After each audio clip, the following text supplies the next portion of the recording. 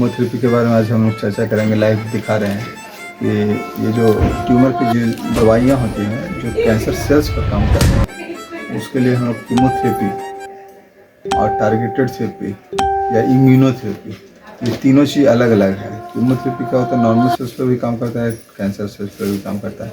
Targeted therapy सिर्फ targeted agents पर काम करता है, लेकिन वो बहुत कम बीमारियों के लिए टारगेटेड थेरेपी भी आई। और इम्यूनोथेरेपी क्या होता है, अपने बॉडी का इम्यून सिस्टम को बढ़ाता है और वो इम्यून सिस्टम कैंसर के अगेंस्ट में काम करता है। ये दवाइयाँ हैं, जैसे कीमोथेरेपी अलग कुछ नहीं होता। लोग डरता है कि कीमोथेरेपी में बहुत ज़्यादा दर्द होता है और कुछ होता है। नॉर्मल जैसे फ्लूइड लगते हैं उसी तरह से होते हैं। जैसे एक फ्लूइड, इसके अंदर दवाइयाँ डाली हुई हैं और ये जो दवाइयाँ हैं जनरली बाहर में अलग से कीमोथेरेपी का नर्सिंग स्टाफ उसको कंस्टिट्यूट करते हैं। डोज लिखा हुआ रहता है और कितना ml में बनाना है, कितना घंटे में चलना है, सब कुछ डिजाइनेटेड रहता है कि इतना घंटे में चलना है, इतना रेट ऑफ ड्रॉप्स पर मिनट से चलाना है। तो सब चीज़ देख रहे हैं कि ड्रॉप्स जो है इस तरह से कैलकुलेट करके सेट किया हुआ रहता है और पेशेंट को कोई इसमें पेन नहीं होता है। पेशेंट रिलैक्स होकर के रहता है। सिर्फ ध्यान यही देना है कि इजीली जो है इधर से मूवमेंट को कोई एक्स्ट्रा एसोसिएशन नहीं होना चाहिए दवाइयों का, कहीं सूजन नहीं होना चाहिए, दर्द नहीं होना चाहिए। अब दर्द नहीं हो रहा है, यहाँ से आराम से जा रहा है, कोई तकलीफ नहीं है। तो इस तरह से हम लोग देखते हैं और साथ में हम लोग इस समय वाइटल्स भी देखते रहते हैं, पल्स भी मॉनिटरिंग करके देखते रहते हैं कि कुछ इस तरह का इशू तो नहीं है। हम लोग को ध्यान रहता है कि कीमो के पहले प्री मेडिकेशन चलते हैं, जिसमें ऑन्डेम है, डेक्सोना है, रेंटेक है, एविल है, इस तरह के दवाइयाँ देते हैं और फोसाप्रोपिटेंट कभी बार देते हैं या एप्रीकैप करके देते हैं, सो दैट जो कीमोथेरेपी की टॉक्सिसिटीज जो है बॉडी में वो कम से कम हो। और उसके बाद कीमोथेरेपी जब चल जाते हैं तो उसके बाद फिर दवाइयाँ देते हैं, जैसे ऑन्डेम स्टेट्रॉन है, ऑन्डेम 4mg देंगे या डेक्सोना देते हैं और कुछ लूज मोशन का दवाइयाँ या वोमिटिंग का या पेन किलर या फीवर का, इस तरह का दवाइयाँ हम लोग पेशेंट को समझा कर देते हैं कि ये चीज़ की दवाइयाँ हैं, आप इसको इस तरह से सेवन कर सकते हैं। इसका पूरा कार्ड रहता है, पेशेंट को एक कार्ड देते हैं, उसमें सब लिखा हुआ रहता है कि बुखार लगने पर कौन सी दवाई खाना है, उल्टी होने पर कौन सी दवाई खाना है, लूज मोशन होंगे तो कौन सी खाने देते हैं, सब कुछ उसमें पूरा डिस्क्राइब रहता है। तो ये एक बहुत ही इम्पॉर्टेंट पहलू होता है जिसके बारे में सभी को जानना चाहिए। अटेंडेंट्स को भी जानना चाहिए, पेशेंट को भी जानना चाहिए, आम लोगों को भी जानना चाहिए। इसके बारे में बहुत सारे मिथ्या चीज़ें क्या होती है, मिथक बातें होती है कि कीमोथेरेपी में लगता है तो मरीज एकदम बिल्कुल बहुत घबराहट होती है, बहुत तेज़ दर्द होता है। वैसा कुछ नहीं। देखिए पेशेंट कितना अच्छे से लाई डाउन है, कोई दर्द परेशानी तो नहीं हो रही, सांस लेने तकलीफ कुछ तो नहीं। दूसरा मिथक चीज़ होते हैं कि कीमोथेरेपी चलते रहे, खाना नहीं खाना है, खाना खा सकता है। कोई नॉर्मल फ्लूइड भी लगता है तो लोग बोलता है नहीं पानी नहीं पीना है, कोई दिक्कत नहीं है। पानी पीने क्या, ये तो अभी फ्लूइड में जा रहा है, बॉडी में जा रहा है, नस के थ्रू जा रहा है, मुंह से पानी लेंगे तो गट के थ्रू जाएंगे, ऐसे नहीं कि दोनों क्रॉस हो जाएगा।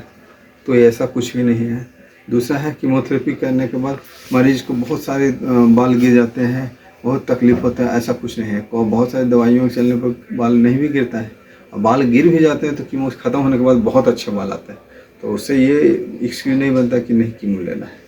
तो ये सब जानकारी बहुत ज़रूरी है जो कि हम लोगों को जाननी चाहिए और कोई भी भेदभाव नहीं करना चाहिए। मरीज़ को छूने से ये बीमारी नहीं फैलती है।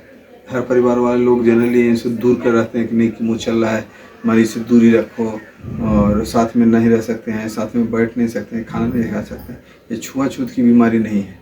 तो इस चीज़ के लिए हम लोग ये आप लोगों को जागरूकता के लिए ये सब चीज़ हम लोग बनाते हैं कि लोग जाने इस चीज़ को और लोगों से डिस्क्रिमिनेशन नहीं हो। सोशल डिस्क्रिमिनेशन होता है ना, ये बीमारी हो गई, लोग जाना आना बंद कर देते हैं, परिवार वाला साथ छोड़ देता है। तो ये चीज़ नहीं करना है। लाइफ में कभी भी कुछ भी हो सकता है। जैसे इनको देखिए कुछ भी नहीं खाते पीते नहीं ना कुछ देते ना सिगरेट न भी, फिर भी वोकल कॉर्ड का वो हो गया है। तो कुछ जान नहीं सकते हैं क्योंकि हम लोगों को जानकारी है ही नहीं कि किस कारण से। साइंस को भी मालूम नहीं है। 80% केसेज में कैंसर का कारण मालूम नहीं।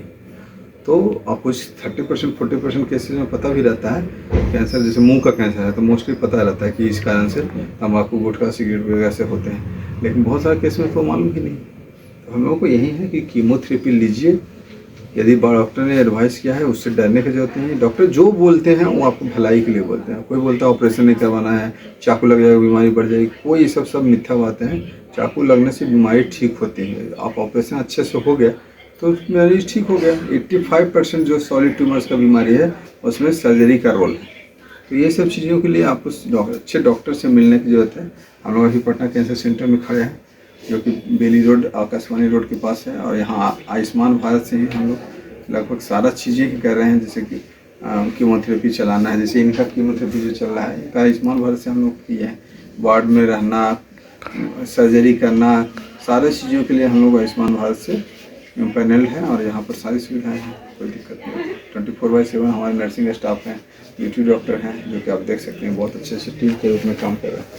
तो टीम वर्क बहुत ज़रूरी है और पेशेंट और अटेंडेंट को ढाढ़स हौसला रखना है। ये बीमारी एकदम ठीक होने वाली है, बशर्ते आप ये मान के चले कि हमको इलाज करवाना है, आप ठीक हो जाना सकते। थोड़ा सा ख़राब लगता है कि कैसे हो गया, क्या हो गया, अब जो हो गया उसको एक्सेप्ट कर लेना है और आगे बढ़ना है। धन्यवाद। चलो।